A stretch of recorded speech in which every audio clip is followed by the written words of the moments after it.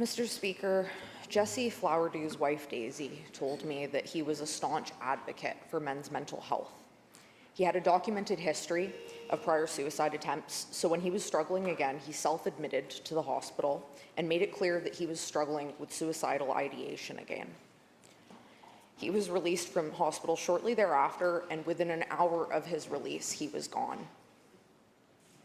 His family was never notified, not when he was admitted, not when he was discharged. So to the Minister, will she implement the changes to release procedures under the Mental Health Act that could prevent this from happening again? Minister of Health. Thank you very much, Honourable Member or Speaker, and thank you to the Honourable Member for the question. And while I know that the member understands I cannot speak about a specific case, I know that it's not inappropriate in any way to express our sincere condolences and sympathies to any family facing this situation. Mr. Speaker, it's so vitally important that families be engaged and involved in the care of their loved ones. And Mr. Speaker, that's why our government has made commitments around a review of the Mental Health Act and ensuring that it is modernized and updated and accomplishes the goals that many families have. Mr. Speaker, soon we will be releasing new guidance to the Mental Health Act that will address some of the issues that the member is raising here.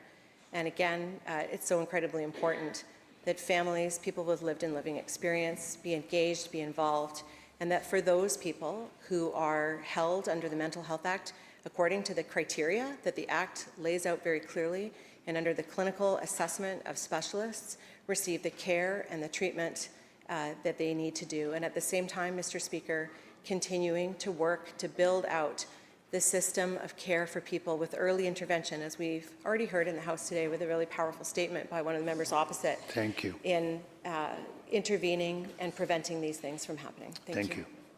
Member supplemental. Mr. Speaker, respectfully to the Minister, Jesse's wife and sisters are in the gallery today, and I don't think that they want your condolences. I think what they want is some action. We've been promised that these changes were going to come. We've been promised that a review of the Mental Health Act is coming. Still no dates, still no timelines. A simple phone call to any one of them could have made the difference, and Jesse could still be here today. This government had the ability to make those changes, and they chose not to act. Last year, our caucus brought forward amendments to the Mental Health Act to require reasonable efforts to contact family and notify them prior to discharge. And the Minister said that this work was already being done to implement that. That was a year ago, and nothing has been done. Will this government commit today, give a timeline today, to mandatory family notification on discharge under the Mental Health Act, or will they continue to delay while more families pay the price? Minister. Thank you, Honourable Speaker. This work is underway, and it's important that we get it right and that we do it with the due care and attention and consideration to the complexities of this and the experiences that people have. Mr. Speaker, I give my commitment to the member that indeed the work is underway, and we will have more to say about it soon. Thank you. Member for Abbotsford West. Thank you, Mr. Speaker. Well, this is not a one-off. On February 9th, 2023, James Zimmer took his own life within hours of being discharged from Royal Columbian Hospital here in Victoria. His sister, who had been supporting her brother during his mental health challenges, had been receiving updates from doctors on a regular basis. However, she was not informed of his release and only learned he was out of care when police showed up at his door to tell her that her brother had taken his own life. Mr. Speaker, does the Minister think it's acceptable for family members to find out their loved ones were discharged from care only after they've taken their own life? Minister of Health. Thank you very much, Honourable Speaker. Thank you to the member for the question. And again, as we're discussing here today, these are incredibly tragic circumstances. No family ever wants to face this. Nobody ever wants to see a fellow friend or a work colleague face these kinds of situations. And that is why our government remains focused on building out a full continuum of mental health, substance use supports, a system that can intervene and identify earlier can help people before problems become worse. But Mr. Speaker, as I have explained, we have committed to a review of the Mental Health Act. It is so vitally important that people are engaged in this act, that we encompass the full perspectives and experience and expertise that is out there, and that includes people with lived and living experience, people who work with families, with Indigenous people. Mr. Speaker, that work is underway, and we will have more to say about it soon. Member for Peace River South. Thank you, Mr. Speaker. While it may be considered inappropriate to ask this question with respect to the massive failure of the Mental Health Act with respect to the incredible tragedy of Tumbler Ridge, unfortunately, there are far too many other examples to choose from. The one that I will speak to is that of Aaron Sanyo.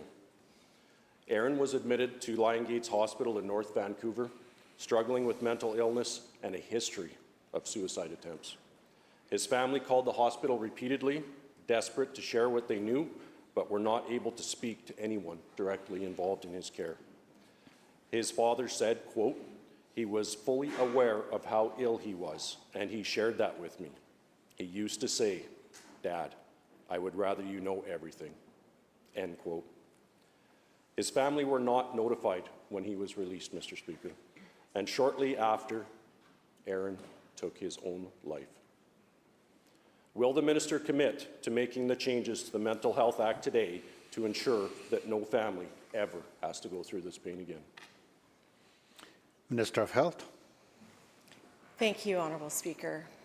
Every family who has a member who is experiencing mental illness, who is suffering from symptoms or ideation, wants their family member to get the help they need. And that is the commitment of this government, to build out a system of care that is there for people, as early as we can be. And that is why since 2017, we have been building out from everything from early intervention, prevention and education, working with youth, developing a suicide prevention framework, Mr. Speaker, an early psychosis initiative that helps identify those youth who are struggling. Mr. Speaker, this work must continue through in the development of all of these services and supports for people, as well as, Mr. Speaker, changes to the Mental Health Act to make it clearer, to make it easier, to make it more supportive of people who need these services. Mr. Speaker, Thank you. These situations are tragic, and I appreciate the members bringing them forward. I want to assure them that this government is committed to doing this work. Member for Kelowna Centre. Thank you, Honourable Speaker. Respectfully, the system will always fail. The system will always have gaps. That's why it's so important that family members are included, and that is not even remotely the first thing that any hospital or any system asks the family members. In Vernon, Ezra Cool self-admitted under the Mental Health Act and was placed in a hallway bed, despite being in what was supposed to be supervised care. Ezra did the right thing. He asked for help, but this government system failed him. He was somehow able to leave the unit, and within hours, he was dead. To the minister, through the speaker, when Ezra left the unit, did the hospital even know he was gone? And if they did, why was his family not immediately notified? Minister. Thank you, Honourable Speaker.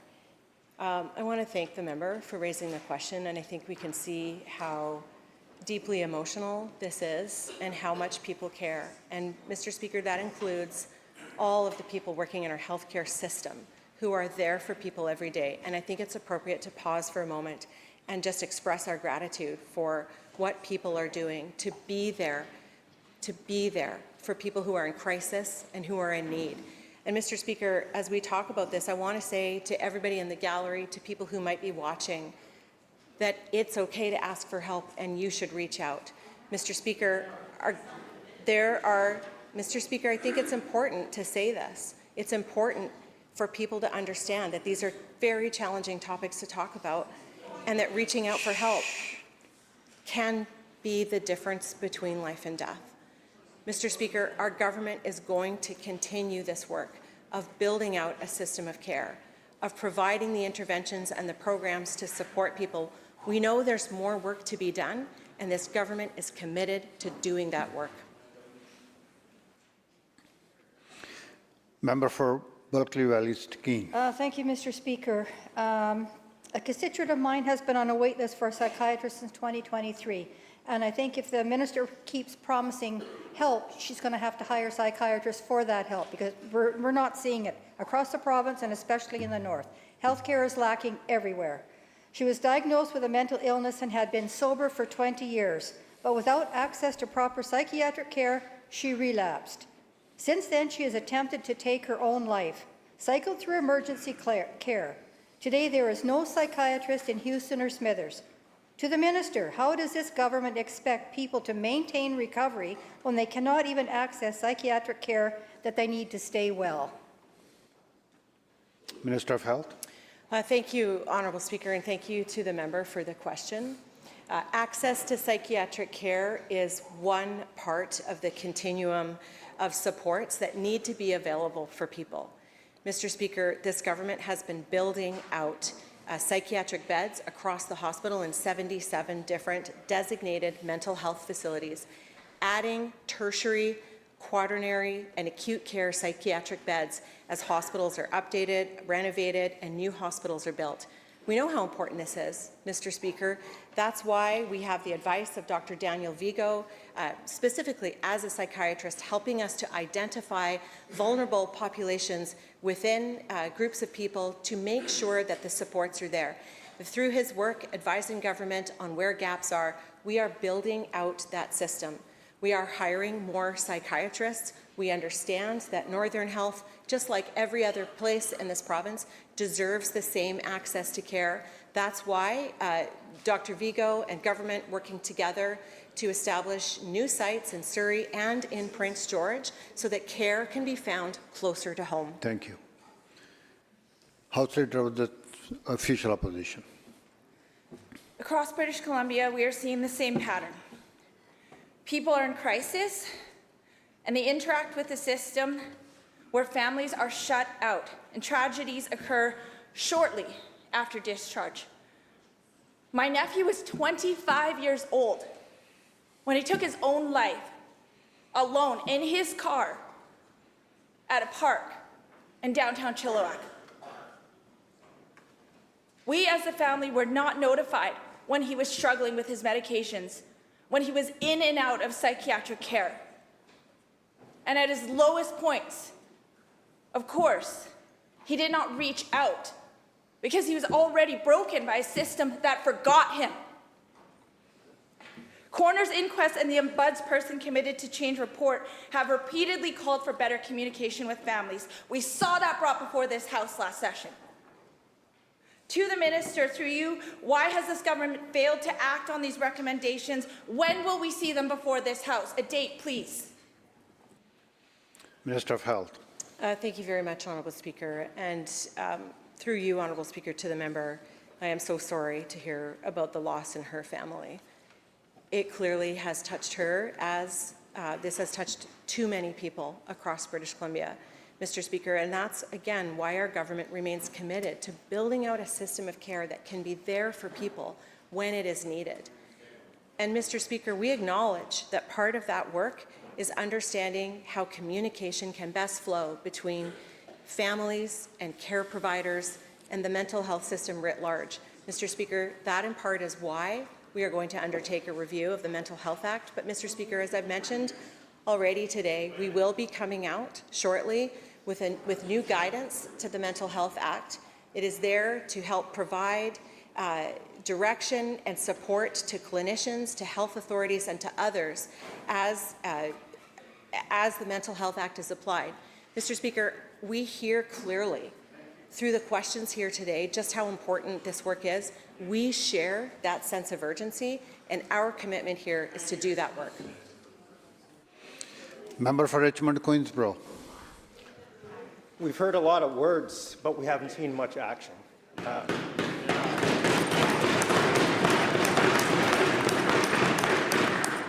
Some specific action items were requested last year in terms of legislative changes to notify families. But we haven't seen those changes. Why haven't they happened? Last year, following the tragedy at Lapu-Lapu, the Premier stood in this House and committed to reviewing British Columbia's Mental Health Act. Now, the review has been put on hold, with the government claiming they must wait for a constitutional challenge to conclude for a case that was filed in 2016 that was already before the courts when the Premier made that promise. To the Premier, why did he commit to reform when he knew this case was already underway? Minister of Health. Thank you very much, Honourable Speaker. Thank you to the member for the question. The work to determine the scope and the terms of reference of the Mental Health Act review is underway. Mr. Speaker, as the member notes, we are waiting for the decision of the constitutional challenge, Mr. Speaker, because we know that we want to get this work right. We don't want to have to go back and revisit it pending the results of the court case. That's why we'll continue to focus on how families, people with lived and living experience, experts, people who work with Indigenous peoples, who work with youth, who are Indigenous themselves, will be engaged and involved in this review. But the review has not been put on hold, and I want to be very clear about that, Mr. Speaker. I also want to take the opportunity, because we are talking about a very, very serious topic, and we do have youth and children in our audience today. We have people who are watching. It is so vitally important to know that people are here to help you if you are experiencing crisis and if you are in need. And Mr. Speaker, I urge anybody to use British Columbia's crisis line 988 or to call 310-6789, Mr. Speaker, to reach out and ask for help. Member of North Island. Through the Speaker, to the Minister, these solutions are not theoretical. They already have been studied, recommended, and even brought forward. In legislation by our caucus. It's been over a year, and we have a duty in this House to move forward with legislation that makes sense for families waiting for change. These families and their loved ones are not theoretical, they're real. Every day passes is a day of missed opportunity. At some point in this House, we need to learn to move forward on legislations that make sense, and empty words are meaningless when a parent loses a child. The Minister promised immediate action last year, and we've seen nothing. And families continue to lose loved ones because of this government inaction. At some point, our duty is to the British Columbians. This is why we are elected, to move things forward that makes sense. Question. Families deserve to know. Families deserve communications. When somebody passes away, when a child passes away, and it could have been prevented by a simple legislation, by simple communication, this is no longer acceptable. So what I will ask the Minister, will she commit to a timeline for when these recommendations, and I'm talking a timeline, and this is recorded, I'm talking about a timeline for when these recommendations will be fully implemented. Thank you. Minister? Thank you so much, Honourable Speaker. Thank you to the member for asking the question. The Mental Health Act review, the work behind the scenes is underway so that when we are able to launch it, we can do so fulsomely, and we can do it with the care and attention that is needed. Mr. Speaker, it's vitally important to families, to communities, to British Columbians to get this work right. Member? Mr. Speaker. Members, please. Minister will conclude. Mr. Speaker, we have made amendments to the Mental Health Act already in the provision of independent rights advice to people. Mr. Speaker, we will be releasing new guidelines to the Act shortly. But, Mr. Speaker, nothing could be farther from the truth that there has been no action, because this government has taken action from day one to build out Thank you. a seamless continuum of mental health and substance use services that all British Columbians deserve. Thank you. The bell ends the question period.